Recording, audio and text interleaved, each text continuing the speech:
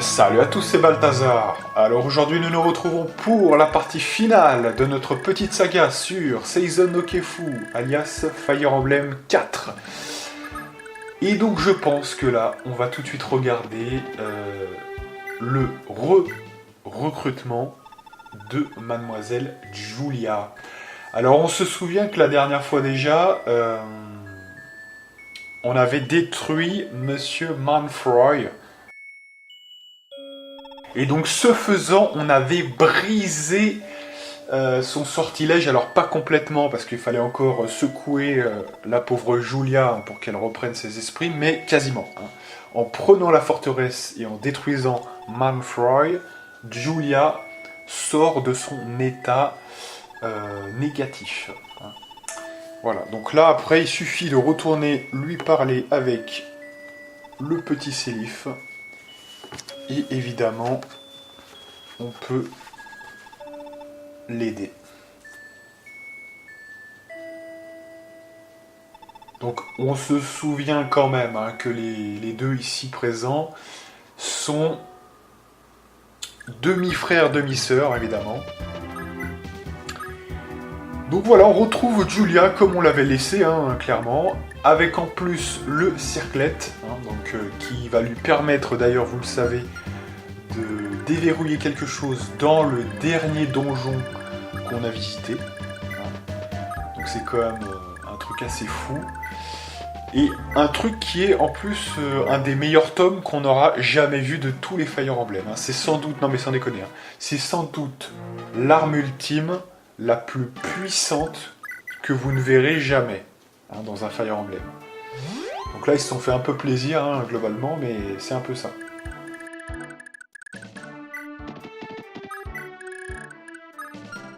Et alors ce qui est fou là-dedans, c'est que on passe d'une unité qui est en fait celle qui a le moins de défense à celle qui a le plus de défense. Je vous laisse imaginer les bonus que ça doit être.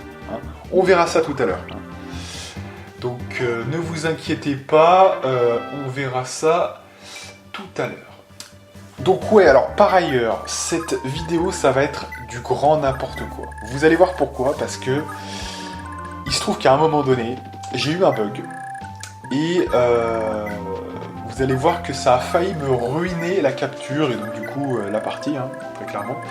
Donc il aurait fallu que je recharge. Et on verra pourquoi, on verra quelle a été la source du problème. Ça m'était déjà arrivé avec la première partie du chapitre sur Aravis, je me souviens. Quand je devais envoyer les cavaliers et que justement Sélif se positionnait un petit peu pour sauver les gosses, vous vous rappelez, la première partie du chapitre 10, il me semble bien. Rappelez-vous, je vous avais dit que j'avais un peu screw le truc. Et ben en fait, c'était pas à cause de ma skill particulièrement, c'était, je vous le révèle, je l'avais peut-être pas dit à l'époque, mais c'était à cause de ce bug-là déjà. On verra de quel bug il s'agit. Alors, je pense, moi personnellement, que c'est peut-être un bug de ceux qui ont trafiqué un peu le patch. C'est possible. Écoutez, moi, je pourrais jamais le savoir. Il faudrait que je puisse voir le jeu en japonais et le comprendre, voyez. Même si je regardais une vidéo YouTube, faudrait que je puisse voir l'élément en question. Et vu que c'est en japonais, voyez, donc j'ai jamais pu faire de différentiel. J'ai toujours utilisé cette version. Bref, on verra ça tout à l'heure. En attendant, vous voyez que là, on s'est rapproché un petit peu de la zone finale, quelque part, la dernière forteresse. Et alors en fait, en guise de remerciement, vous avez un panel de troupes qui sont quand même assez fortiches. Après, ça va, rien à voir avec le trio de la mort, des Pégases, ou même de Ishtar. Ça reste quand même assez prenable. Faut faire gaffe quand même, parce qu'il y a des mecs balèzes qui attaquent 2 fois. Donc faut pas par exemple que vous ayez une cible sur une case, je sais pas moi, de route, voilà, avec moins 10 d'esquive, et qu'il y ait 3, 4, 5 pélos qui arrivent sur vous pour vous tuer. Parce que là, ils vont vous tuer quand même, ils sont assez forts, je vous le rappelle. Mais sinon, si vous vous mettez bien sur des cases d'esquive, normalement, voilà. De toute façon, quand vous avez vu ce groupe, vous vous dites, ouais, ça va être chaud, faut que je fasse attention. C'est pas comme les Pégases où il pourrait y avoir un malentendu, éventuellement. Non, non, là, faut quand même faire gaffe, mais ça va. Donc vous voyez, ils ont tous des noms différents, hein, Tigris, machin. C'est un peu l'équipe finale, hein, si je puis dire. Alors au passage aussi, hein, vous vous demanderez, mais attends, au début de la vidéo, pourquoi t'étais déjà à côté de Julia, en fait? Bah tout simplement, en fait, hein, je vous le révèle, hors ligne, j'ai avancé un petit peu tout le barda, parce que franchement, c'était vraiment pas intéressant de ramener, vous voyez, Sélif pendant 10 ans. Donc voilà, hein, j'ai juste ramené Sélif. Il me semble aussi que j'ai soigné finalement notre ami, comment il s'appelle, Arès, hein, je l'ai soigné aussi, mais j'ai rien fait de plus, vous voyez. Hein, j'ai fait ça le tour où j'arrivais avec Sélif. Hein, voilà. Donc, rien de particulier. J'ai soigné Arès avec évidemment Nana. Voilà, donc là, on se débarrasse de Porcus. Mais vous voyez que quand même avec l'arme ultime, notre ami Sélif ne le tue pas. Hein. Donc c'est pour vous dire quand même que même le petit voleur de merde, avec une arme ultime, on ne le tue pas. Hein. Donc c'est pour vous dire, voilà le truc quand même. Ils sont quand même plutôt balèzes. Hein, donc, mais de toute façon, Sélif, il a jamais eu l'arme la plus puissante, hein, ça c'est sûr. Il a une arme très puissante comme les autres, hein, 30 de dégâts, mais il a ni les critiques, ni des plus 10 de force, par exemple, de certaines armes, hein, comme l'arc, et je crois bien, l'arme de... Comment elle s'appelle? La fille de... Oh putain, la fille de Kuan, hein. Altena, voilà. Comme l'arme d'Altena, où là on a un plus 10 de force, donc là vous pouvez vraiment dépasser tout ça, et là vraiment les liquides. Voilà, donc là aussi, je prends le risque, entre guillemets, d'approcher Ced. Bon, il a tellement une grosse esquive hein, que même s'ils essayent d'attaquer, généralement, ça passera pas, de toute façon. Donc là, ça vaut le risque, hein, parce que franchement, s'ils touchent, enfin, s'ils essayent de toucher, ça doit être vraiment avec 5% de précision, vous voyez, donc c'est pas trop risqué, hein, ça va. Pareil pour notre ami... Shaman, évidemment. Bon, par contre, la danseuse, hein, faites vraiment attention, reculez-la de 3 pâtés de maison, hein, qu'il n'y ait aucun risque. Hein.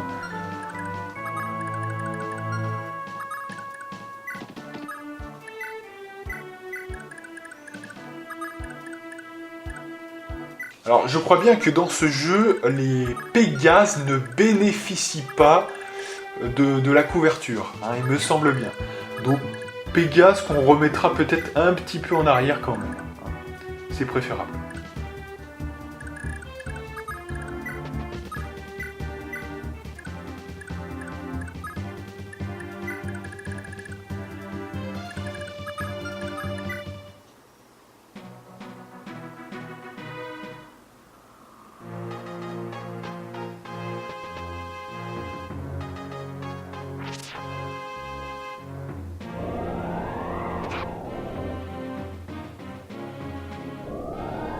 Donc voilà, peut-être que là, je vais commencer peut-être à faire une review un petit peu plus complète, hein, comme ça sera fait. La partie n'est pas très longue, hein, je vous le dis quand même, elle fait 30 minutes, donc voilà. Mais je pense qu'on a le temps d'évoquer quelques points, jusqu'au problème qu'on aura avec Sélif. Hein, donc ça, je m'arrêterai à ce moment-là. Alors tout d'abord, les graphismes. Bah déjà, c'est des graphismes, alors rappelons-le quand même, hein, c'est un jeu Super NES, hein, voilà. Donc en gros, on est déjà... Enfin, franchement, sous certains aspects, le graphisme est plus noble que de la GBA. Alors, j'entends déjà dire, oh, mais qu'est-ce qu'il a dit? Il a fait vraiment une énormité, la GBA c'est meilleur. Non, attention.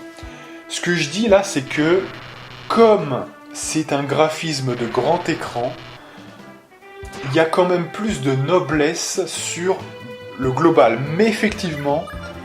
il y a certains éléments, si vous voulez, comment dirais-je, de modernité graphique qui, dans la GBA, font moins tâche. Voilà, on va dire ça comme ça. Notamment, j'ai l'impression, peut-être, en termes de vitesse. Vous voyez, là, parfois, c'est un petit peu lourdingue. Hein, donc, je dirais que graphiquement, c'est peut-être un petit peu meilleur globalement que la GBA. mais on sent moins de lourdeur, vous voyez, dans les processeurs, etc. Vous voyez, dans la gestion de tout ça. Donc voilà, c'est à peu près ça. Bon, de toute façon, c'est assez kiff-kiff bourricot, hein, globalement. Hein. Mais voilà, ça c'est mon avis, hein, ça n'engage que moi.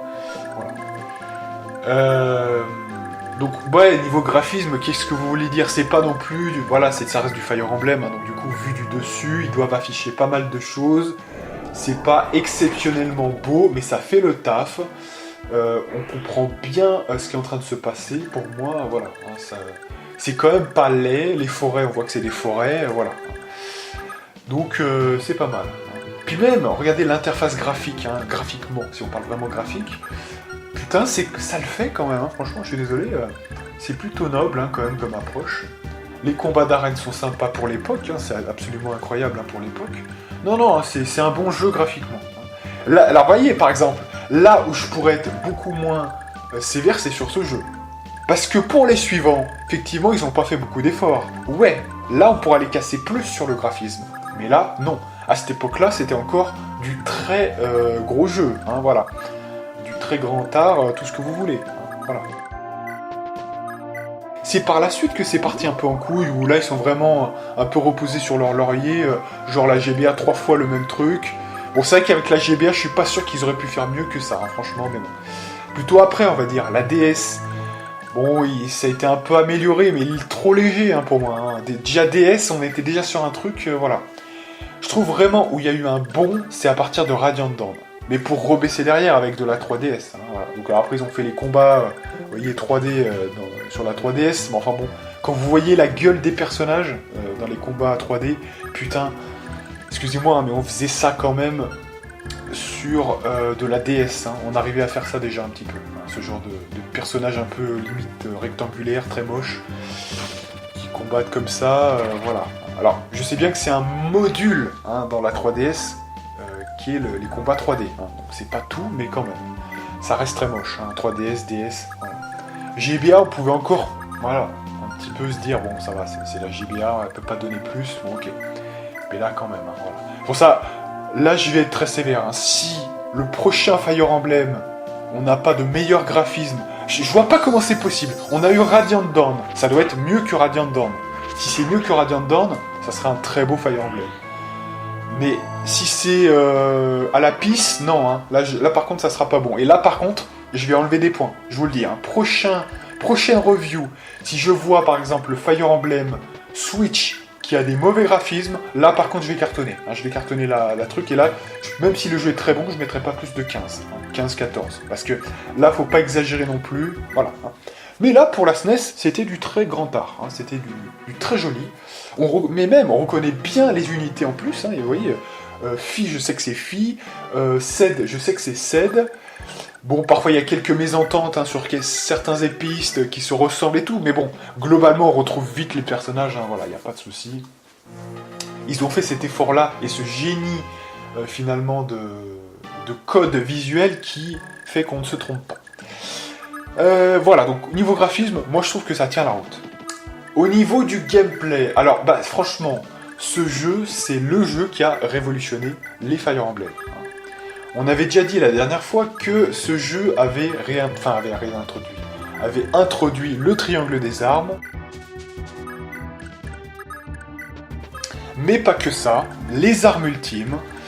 Y a plein d'autres trucs hein, que je pense que je vais oublier, mais il y a eu plein de choses. Hein. Par exemple,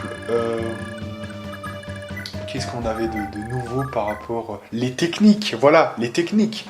Ça, c'est quelque chose de totalement nouveau. Ça fait son apparition pour la première fois dans Fire Emblem 4. Hein, voilà. Donc, c'est quand même notable. Après, elles ont disparu. On les a plus revues jusqu'au 8, il me semble bien. Voilà. Le 8 qui a réintroduit partiellement les techniques. Et le vrai retour, selon moi, des techniques, c'est évidemment la saga Tellius. Hein, voilà. Donc... Putain, en termes de nouveautés, cet opus fait le plus gros travail. Il n'y a pas eu, je dirais, de nouveautés aussi majeures depuis ce jeu-là. De nouveautés majeures. Allez, si. En termes de nombre, non, mais en termes de nouvelles idées, si. On va prendre le duo, par exemple. Voilà, le duo de Fates, vous voyez, de Awakening. Ok, voilà, ça c'est une vraie nouveauté qui a tout changé pour les Fire Emblem, ok. Mais en termes de nombre de nouveautés, là, je peux vous dire, FE4, ça restera la référence. Ça introduit plein de nouveaux trucs totalement différents, voilà. Et qui sont restés en plus, hein. Donc ça veut dire que c'est des bases, mais en plus qui sont des bases fondatrices, hein. Donc le respect du gameplay, s'il vous plaît. Donc voilà, gameplay de malade. Ils ont même fait des trucs que moi je regrette maintenant, c'est-à-dire le déplacement en fin de tour qu'ils ont enlevé, hein, rappelez-vous, qu'ils ont repris pour les opus Radiant Dawn et Path of Radiance, mais qu'ils ont enlevé à nouveau pour les opus... on dirait que c'est que pour les opus, alors peut-être que pour l'opus Switch, ça reviendra peut-être, hein. Puisque oui, je pense que la Switch, hein, quand même, c'est globalement une console de salon, hein, globalement, malgré tout. Donc voilà, peut-être que c'est que pour les opus, je sais pas, hein, de salon, sans doute. Hein, ça serait la seule explication. Donc voilà, enfin des nouveautés de gameplay qui ont marqué à tout jamais les Fire Emblem. Ça, c'est du perfect, hein, c'est du perfect. Et puis même à l'époque, hein, enfin je veux dire, refaites le premier Fire Emblem, mais vraiment le tout premier, hein, voilà, Fire Emblem 1. Vous allez voir la vétusté par rapport à une crème de gameplay par ça. Même le 2, FE2 par exemple. Vous allez voir la vétusté du bordel. Hein. C'est pour ça que maintenant, moi quand même malgré tout, ça sera à tout jamais, sauf s'ils font de nouvelles versions à nouveau, hein, mais ça sera à tout jamais FE12. Hein. Parce que les anciennes versions... elles sont un petit peu trop vétustes pour moi, hein, voilà. Déjà que j'ai pas connu ça à l'époque, mais voilà. Donc, voyez, c'est un petit peu... c'est difficile, hein, quand même, hein, graphiquement, etc. Donc, voilà, quand vous voyez, finalement, FE4, il a pas tant vieilli que ça. Hein.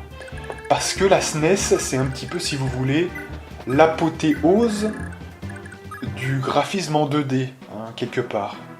Donc on pourrait faire un petit peu mieux encore, mais voilà, on est presque poussé à son maximum. La SNES peut déjà quasiment faire du perfect en termes de 2D. Voilà.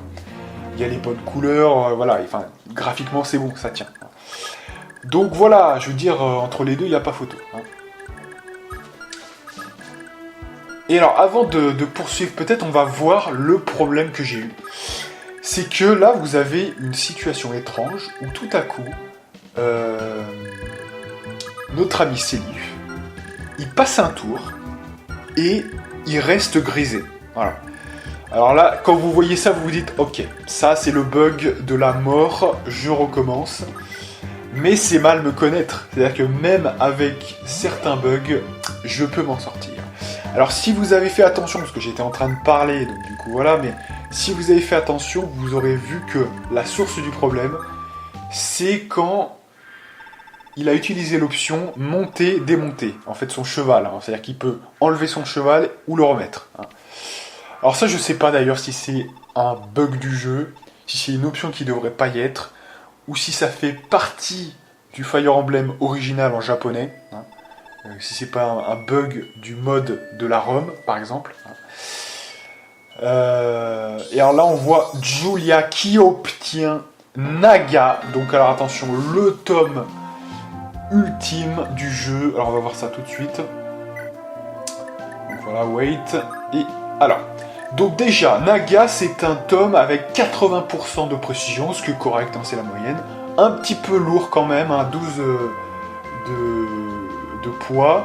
Et plus 20 dans toutes les stats, sauf la force et la magie. Voilà. Donc voilà, autant vous dire que déjà rien que plus 20 en vitesse, plus 20 en technique, plus 20 en défense, plus 20 en résistance. Voilà, hein. Donc ça, voilà, c'est le tome le plus puissant qu'on a jamais vu. C'est une certitude. De tous les Fire Emblem qui ont toujours existé. Donc gros tome de Julia, et vous allez voir que pour le coup, comme j'ai un problème avec Sélif. Alors, un problème n'arrive jamais seul, puisque, en fait, déjà, première chose, Sélif, donc, qui est bloqué et restera bloqué tout le long de la fin de cette partie. Hein, voilà. Donc, ça veut dire qu'en fait, à chaque tour, je vais devoir le rebooter, si vous voulez, avec la danseuse. Je sais pas si vous vous imaginez, hein, déjà.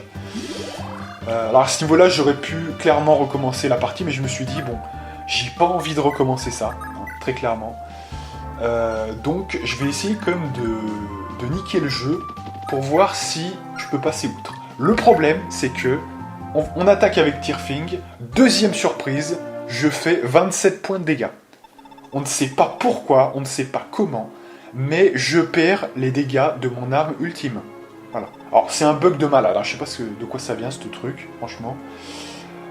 Donc du coup je fais que 2 points de dégâts, je ne peux pas tuer Arvis. Donc là ça sent le roussi, je me dis est-ce que je quitte la vidéo ou pas, hein. On se souvient déjà de Hitman Blood Money, hein. Rappelez-vous, pour les plus anciens de la chaîne, il y avait eu un bug avec déjà la dernière map. Je sais pas pourquoi moi les dernières maps elles sont toujours buggées, hein. Avec Marc Parchezzi, on se souvient, hein, pour les plus anciens. Pour les vrais, ceux qui savent, hein, évidemment. Donc voilà, alors en gros, c'était impossible de tuer le boss final avec Sélif. Et on rappelle que les autres, je crois bien que c'est limite impossible, hein. Donc n'essayez même pas. Donc du coup, il reste qu'une seule personne qui peut tuer notre ami, le boss final, hein, donc Julius. Cette personne, c'est évidemment Julia. Julia, c'est la personne qui va pouvoir le décalquer complètement avec son tome. Et donc, voilà. Alors, ce qui est juste dommage avec ce tome ultime, c'est qu'elle n'a pas de bonus en magie. Alors, dommage, parce que là, ça l'aurait parachevé complètement. Bon, en fait, ils n'ont pas mis de bonus, parce qu'ils se sont dit, ouais, c'est déjà cheaté, si en plus, on lui met... voyez, on met plus 20, Julius, il va être tué en 2 coups, quoi, hein, voyez, donc... Et alors, là, vous voyez, regardez ça. Alors, j'ai rien compris, le heal de Sélif qui se fait au coin gauche de la map, what? Alors, vous voyez, il y a vraiment un truc qui bug, là. Il y a un truc qui bug dans tous les sens. Donc c'est Bugged Sélif, hein, on peut l'appeler comme ça. Et Bugged Sélif ne peut rien faire, il fait que 2 points de dégâts. Alors heureusement, vous voyez quand même, heureusement d'ailleurs, je peux toujours le réanimer avec la danseuse, ce qui veut dire que je vais pouvoir prendre la forteresse, mais heureusement quand même. Et puis pour ce qui est des dégâts, bah là, ça sera Julia, évidemment. Voilà. Donc je poursuis un petit peu ma review. On a parlé un petit peu du gameplay qui est aux petits oignons, qui a apporté plein de nouveautés. On peut parler aussi de quoi? Des musiques. Alors franchement, l'OST de ce jeu est incroyable, hein, franchement. Il y a des thèmes de malade, il y a le thème du chapitre 5 sur la map.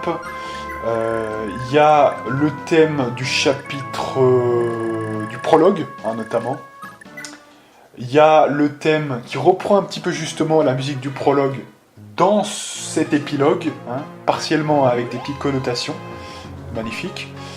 Il y a le passage justement avec Arvis où on se fait défoncer, où moi la musique me fait verser une petite larmichette. Donc ça veut dire que la musique est à propos, hein, c'est ce que je veux dire. Voilà. Donc niveau musical, mais ça fait partie des meilleurs OST, hein, du jeu. Sans pression, hein, sans pression. Et j'ai dit du jeu, mais ça veut dire des Fire Emblem en général, hein, plutôt. Ouais, moi je considère que Path of Radiance a une superbe OST, ce jeu-là. Fire Emblem 8, on l'a pas dit, mais le 8 a aussi de superbes OST, hein, vraiment. Ça fait partie... Pourtant, c'est pas mon préféré, le 8, mais je reconnais que c'est quasiment dans mon top 3, le FE8, hein, vraiment. On a aussi Fates, qui a de très belles mélopées, hein. Il y a 2-3 musiques qui sortent vraiment du lot. Alors, c'est pas tout, par contre, là. Il y a que quelques-unes, mais quand même, on peut reconnaître que Fates a de magnifiques musiques. Awakening, c'est plus diffus. C'est-à-dire que j'adore l'ambiance musicale, mais il n'y a pas de thèmes vraiment musicaux qui m'ont particulièrement... Voilà. Mais j'avoue que c'est peut-être même... Vous voyez, Awakening, c'est l'ambiance musicale qui est un truc de dingue. C'est-à-dire que c'est tellement connoté frais que, vous voyez, vous vous en rappelez. Je vous en parlais d'ailleurs dans une des précédentes vidéos. Par contre, en termes de thème, vous voyez, le thème qui tue, si, voilà, il y a peut-être le thème final, vous voyez, contre le boss final. Mais il n'y en a pas tellement là aussi, hein, clairement. Il y a quelques perles, mais c'est pas tout, hein, évidemment. Alors vous me direz, dans Fire Emblem 4, c'est peut-être aussi un petit peu le même cas. Non, il y en a un petit peu plus. Il y en a un petit peu plus. Notamment, il y a le thème, un thème sensible aussi. Il y a le thème de recrutement qui est excellent. Enfin, il y en a un peu plus quand même dans le FE4. Et je vais faire une contrepartie, c'est-à-dire que je vais vous dire, l'ambiance globale de ce jeu est moins bonne que Awakening. Et ouais, je distingue les deux. C'est-à-dire que l'ambiance musicale, c'est une chose, voilà, peut-être la connotation, si vous préférez, une connotation musicale, est moins bonne dans celui-là, parce que c'est vrai que c'est un peu rébarbatif. Hein. Vous tapez la même musique que tout le chapitre, voilà, et comme c'est des chapitres très longs, voilà. Les musiques, la plupart des musiques de chapitres, finalement, elles s'écoutent, mais c'est pas fou non plus. Hein. Donc c'est vraiment dans les intermèdes que les musiques sont vraiment efficaces. Hein, voilà. Et contrairement à Awakening, qui a justement un ambiançage, si je puis dire, de son univers qui est un peu meilleur que FE4. Par contre, FE4 a pour moi un petit peu plus de thèmes musicaux qui tuent tout dans son univers, hein, très clairement.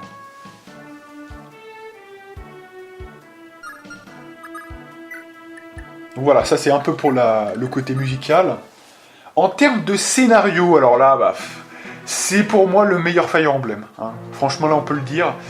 Alors on va mettre Radiant Dawn avec, hein, si vous voulez, mais Radiant Dawn et Fire Emblem 4, c'est les deux meilleurs Fire Emblem sur le côté scénaristique. Hein. Donc non, il n'y a pas photo. Je mettrais peut-être F10 devant parce que je considère quand même que il y a une histoire qui monte en puissance de A jusqu'à Z, vous voyez. Mais enfin, ça veut pas dire pour autant que ce scénario-là est mauvais.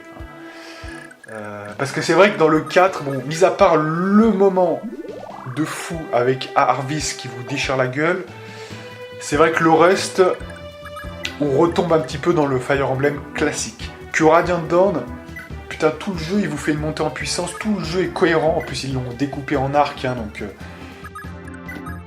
tout ça est très très cohérent, évidemment. Donc c'est du très lourd, mais je le mettrai en deuxième position sans aucun problème. Donc scénario, c'est du très lourd quand même. Hein, donc, ouais. Et est-ce qu'on a oublié encore quelque chose? Scénario, musique, graphisme... Au niveau de la durée de vie, malheureusement, dans ce jeu, il n'y a pas énormément de... Si vous voulez... il n'y a pas énormément de modes de jeu, hein, ça c'est sûr. Il y a un seul mode de jeu, et éventuellement, vous pouvez essayer de ranker la partie. Pourquoi pas. Hein. Maintenant, ça fait quand même partie des Fire Emblem qui ont la moins bonne durée de vie. Hein. J'aimerais pas dire de conneries, parce que c'est vrai que les chapitres sont beaucoup plus longs, évidemment, on l'aura compris. Mais quelque part, il n'y a que 10 chapitres. Alors après, on peut se dire, si on compte chaque forteresse comme étant une map, ouais, il y a bien 30 chapitres, on va dire. Hein. Il suffit de regarder le nombre de parties qu'on a faites, par exemple. Hein. Je crois que ça fait comprendre que c'est à peu près dans les mêmes eaux que les autres Fire Emblem en termes de nombre de chapitres. Mais là où ça pêche, c'est que malheureusement, par rapport à un FE6 ou un FE7, qui ont à peu près le même nombre de chapitres, bah là, voilà, là on pourra pas spécifiquement le recommencer pour un mode de jeu. Donc ça sera un petit peu juste. Hein. Donc durée de vie assez moyenne. Hein. Et puis c'est vrai qu'en plus de ça, en plus de ce côté, on le fait qu'une fois, il y a aussi justement, vu que finalement c'est un jeu où on vous pousse à entraîner un petit peu tout le monde. C'est un petit peu le seul Fire Emblem qui fait ça, avec le FE5 aussi, on va dire. Bah du coup, voilà, vous avez entraîné tout le monde. Donc, mis à part si vous rankez, mais si vous rankez, vous allez encore les entraîner tous. Vous voyez? Donc là aussi, en termes de diversité de build, par exemple, hein, de se faire plaisir d'entraîner X ou Y, vous pourrez pas, parce que pour le coup, dans ce jeu, vous serez vite bloqué si vous n'avez pas une arme ultime. Donc se faire... c'est possible, hein, c'est pas ce que je dis, mais très vite, ça sera un peu pas adapté. Vous voyez, donc c'est pas le Fire Emblem qui se refait le plus, hein, je vous avoue franchement. Donc voilà, hein, sachez-le quand même, la durée de vie est assez moyenne, assez mauvaise même, on va le dire quand même. Voilà.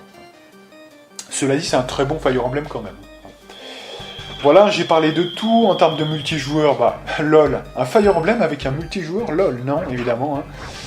On a parlé de l'ambiance, voilà, je crois qu'on a fait le tour. Hein. Très clairement. Au niveau, on peut parler du Chara Design. Bah, il est bien meilleur que les précédents Fire Emblem, à cette époque-là. Hein. C'est un bond en avant de malade. Ils ont un vrai Chara Design, ils commencent à avoir un vrai Chara Design. C'est un truc de fou. Hein. Donc là, on les reconnaît bien tous, ils ont tous une personnalité. Pour le coup, vu que le scénario est ce qu'il est, on s'attache vraiment aux deux générations, c'est vraiment bien fait. Contrairement peut-être à un Awakening, où là c'est plus se passe-partout, vous voyez. Hein. On cherche moins, voilà, c'est un truc qui se débloque sur la carte, puis on n'en parle plus, vous voyez. Hein. Donc, ils sont quand même bien positionnés hein, sur Awakening, en termes de personnalité. Mais là, c'est plus que ça, dans FE4. C'est la personnalité, plus ce côté... Voilà, il y a eu un drame avec la première génération, et c'est les héritiers. Hein, donc c'est une autre dimension, il faut le dire ce qui est quand même. Et voilà Julius qui est défait par Julia, hein, tout simplement. Donc c'est quand même un grand moment. On a fini Fire Emblem 4, mesdames et messieurs. Voilà. Et donc c'est ainsi que se termine le jeu. Voilà. 10 chapitres, un prologue, un épilogue. Et on détruit l'Optire. Le dragon l'Optire qui se distend bientôt pour être détruit et renvoyé dans les abysses.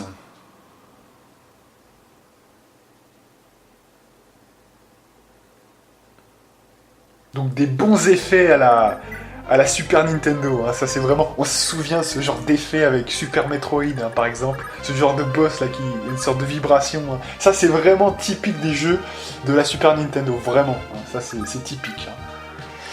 Et on peut seize. Alors je vais pas trop vous montrer la suite, parce que la suite est buggée.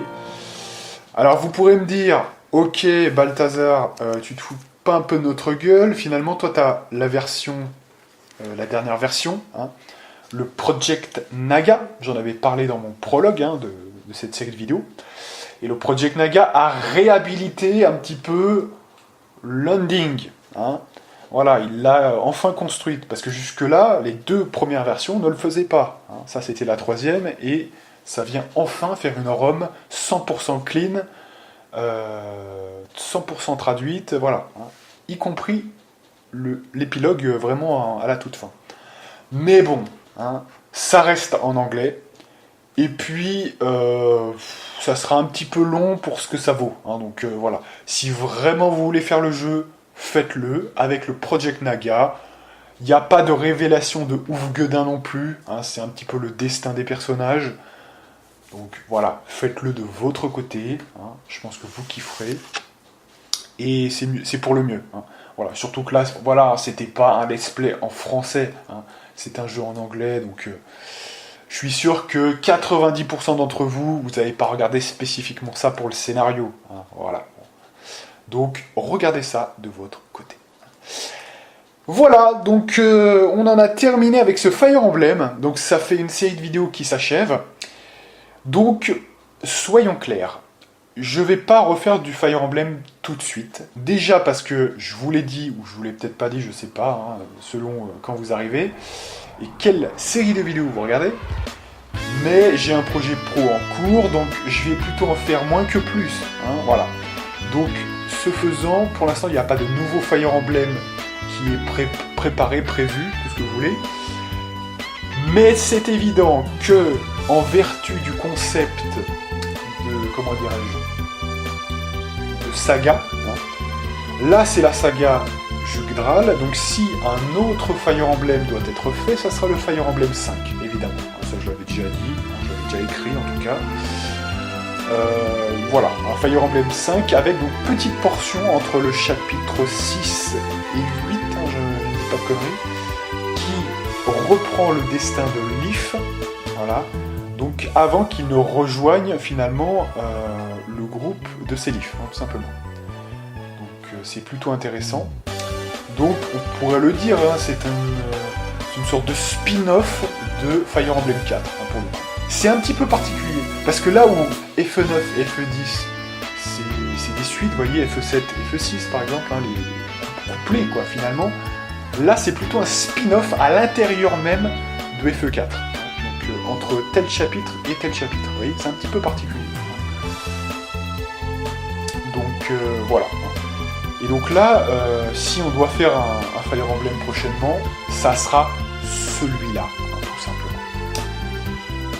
Enfin voilà, donc moi je vous donne rendez-vous donc, pour de prochaines aventures, peut-être pour Fire Emblem 5, on verra. Donc pas pour tout de suite, hein, encore une fois, voilà. Et donc moi, je vous dis à plus.